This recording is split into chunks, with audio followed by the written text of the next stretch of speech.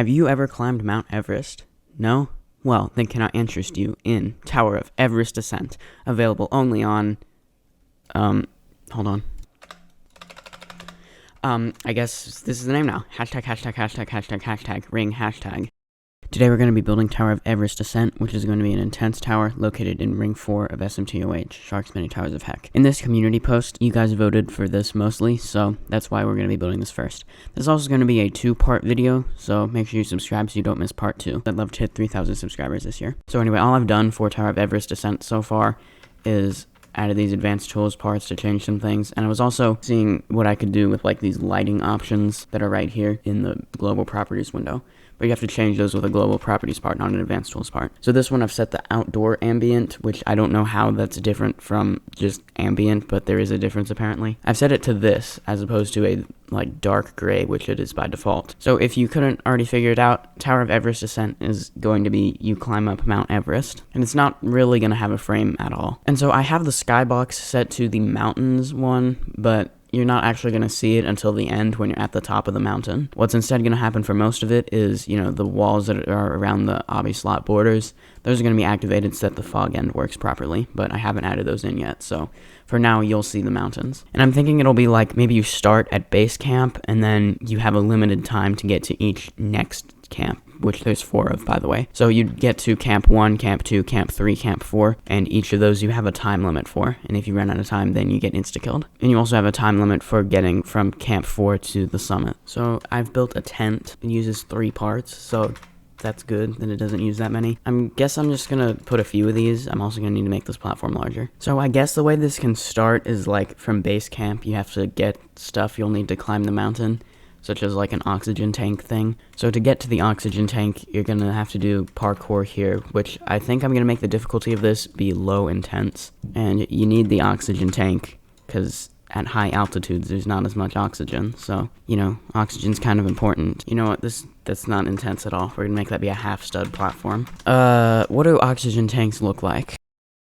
Alright, I know what they look like now because I did a quick Google search. So there's kind of like 2 parts. There's the actual tank and then there's the mask. We're gonna build the tank first because that's easier. Okay, there, that was easy enough. The mask is going to be harder to build. Why did I close the tab where I had that picture? Okay, and then for the mask, it's like a thingy and then there's like straps. I'm gonna use smooth plastic for this as the material. Alright, there's the oxygen tank and mask thing. Yeah, I guess it'll just be like parkour stuff mostly. So we're gonna need this platform to be even larger. So you would like get the oxygen tank, and so maybe that would like activate platforms. It's gonna be a button that makes it so you actually have to do that, because otherwise that would kind of defeat the purpose, wouldn't it? Then I guess we can put like the first ledge you need to climb up, which can go here. So when you press the button here, it'll be a make objects invisible button, which will deactivate everything here because it's like you're getting the oxygen tank. And then I could make it 2 buttons, but I don't really want to, so it's also going to deactivate a wall. And also, you know how in Steeple of Aquatic Rallies in the Paradise Atoll there's like these thingies that tell you what floor you're on because there isn't really a frame? Well, we're going to do that here. Since this is a mini tower, the floors are going to be much shorter here than they are in Steeple of Aquatic Rallies. And how about we put them in Roman numerals? I kind of want it to look like it was like the number was like dug into the snow, so this is how I'm doing that. It's the snow material and the color is slightly darker on the number than it is on the like actual snow. So as for the parkour over here, this is all you can do if you don't press the button. So let me add the button over here, which is to be invisible and can collide false. Make objects invisible for infinite time and deactivate all the parts here. There we go. Wait, I also forgot probably the most important one, which is that one. If I could, I'd make it so it would like actually put the oxygen tank on you, but there isn't really a way to do that. So just use your imagination. Since you kind of can get on top of there anyway without any more parkour over here, that's fine, I guess. As long as there's no way to high jump, which it kind of looks like there might be, so I guess I could just move this down. There, so that means there's no way to get on top of here unless you go press the button and, do the section correctly. Okay, I added a sign that says you need to get the oxygen tank and that this is base camp. So I guess we'll do some parkour on this ledge and then there'll be some above here on platforms like these. And I do also want to use ice platforms because, that would make sense. I could use the ice texture, but I think I prefer the glacier texture. And then, what's the highest you set this? Like 100? Okay, we'll actually make this be like 2. with a wraparound. And can you jump on top of it from here? Yes, you can. And then I think I'll add a tightrope from here to about here. It's better to build the tightrope first. That way you don't have to try and angle it exactly right to get it to exactly there. And it'll be a 0.2 tightrope. Okay, so there's the tightrope. It didn't exactly go to here, but hold on. I did want to rotate it, like, on this axis. Okay, there. Now it's going the direction I want it to. And also, I guess I should rotate the platforms like this. That would be good. I'm going to leave these ones like that, though, so that you can use alignment on them, because that's an 11.5 long jump.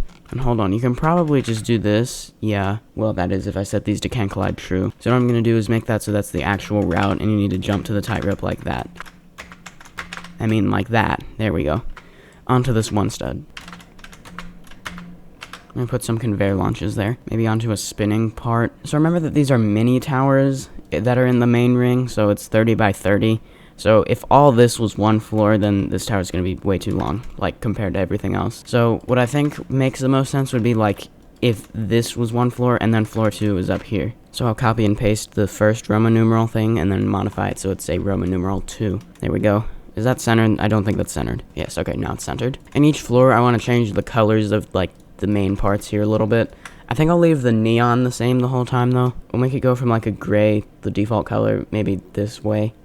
So we'll make it like this color now. Although this one's going to remain the same color since it's down here also. Now perhaps some spinning parkour things. So if I take a 1 stud like this and then do that, well, not 10 studs, so you don't have to high jump it. But if I do this and then change the spin distance to 3.5, yeah, there we go. It like puts it on the edge. I kind of wanted it more on the corner, but I don't think I'm going to be able to do that. Because like if I move it over here, then it, like, even if it is on the corner at one point, like, see, that just doesn't work. So that's okay. I can just do that and then rotate it. Well, the next one you jump to, I guess can be on the other side of that. So we'll go 13 studs. All right, I don't think I'm going to put one here because I do want it to be somewhat easy to still land on the spinning part and not hit one of these and then fall. We can make the next floor be another ledge like this one. So I'm going to do this and it can be up here, I guess.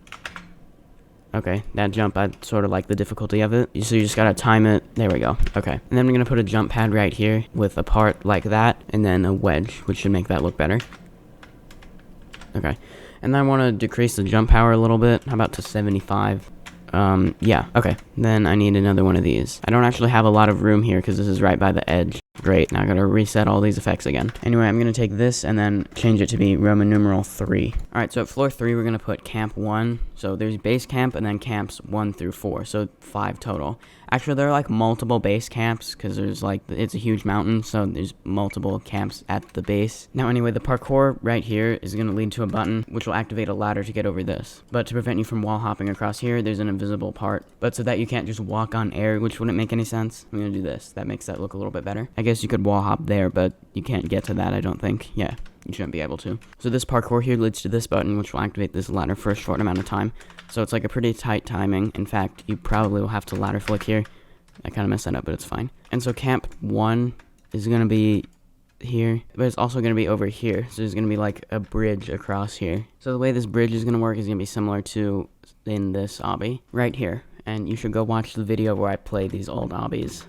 Basically, you have to jump across here because the edges can't collide false. So I'm going to do that here, the same thing. But there is going to be a sign that says it's can't collide false. Obviously, clicking it 100 times is going to make that go faster. So you just have to jump across these, easy enough. I guess I can make the jumps be kind of long jumps, because, I don't know, I feel like this isn't very much intense difficulty yet. You know, honestly, I think it would make sense if I just put camp 1 over here, like, because there's so little space over here that would make no sense. Okay, now I need to copy paste the sign and then tell you that the edges can't collide false. So now I'm going to take these tents and just move them up here. Now, what would you typically do at a base camp at Mount Everest? You probably like rest and refill water bottles and oxygen tanks and stuff. I don't know why I changed the color of that. I should place all the tents first. Okay, so this oxygen tank is going to be much easier to get to. Well, I guess the first one wasn't that difficult anyway, so maybe it's not much easier. I'm also going to make it be a different color. I feel like, because why not, and because I already sort of did that down here, we'll make the color of the oxygen tank be the color of the tent color that there's 2 of. So down here there were 4 tents and there were 2 blue ones. So here there are 2 red tents. Yeah. I guess for this one, I will do 2 buttons, one to deactivate things and one to activate things. So the make objects invisible button, similar to before, just needs to deactivate all of these. Now, when I played Super Noob Obby in this video, I mentioned that those tree climb things that these types of obbies always have, honestly, should be used in JTOH/hardcore obbies more. So I'm going to do that now. Like that. There we go. I mean, it's 1 studs here because this is intense difficulty, but you get the idea. The reason the 1 studs are red is because that's the color of the oxygen tanks, so I guess that would make sense that the platforms that are activated by the buttons are that color. You know, I'm also going to make there be a push box. It can have the slate texture like this. Okay, never mind. For some reason, changing the material changes, like, the density of it. I think that's the actual name of the property. I don't know, I guess I'll just do studs, but it'll be the same color as that. There we go. So you need to use this to get to this 1 stud. Now we need something that you need to avoid hitting with the push box, so that can just be like rocks. Yeah, it'll be these things. And you know, I'm gonna move this up some studs. That way you also use the push block to get up here. But it needs to be not 7 studs that I'm moving it up. How about 4? Which means the ones that I've already moved, I'll need to move down 3. There we go. Well, that's going to conclude part 1 of this video. You can watch this very epic footage of me building a Roman numeral 4 during this outro. So make sure to subscribe so you don't miss part 2. And in part 2, we'll be building some more exciting things such as high wind speeds, so lots of conveyors, and also avalanches and stuff, so that'll be cool. Hopefully you enjoyed this video. Please like and subscribe if you did. I'll see you in the next video, and have a great day.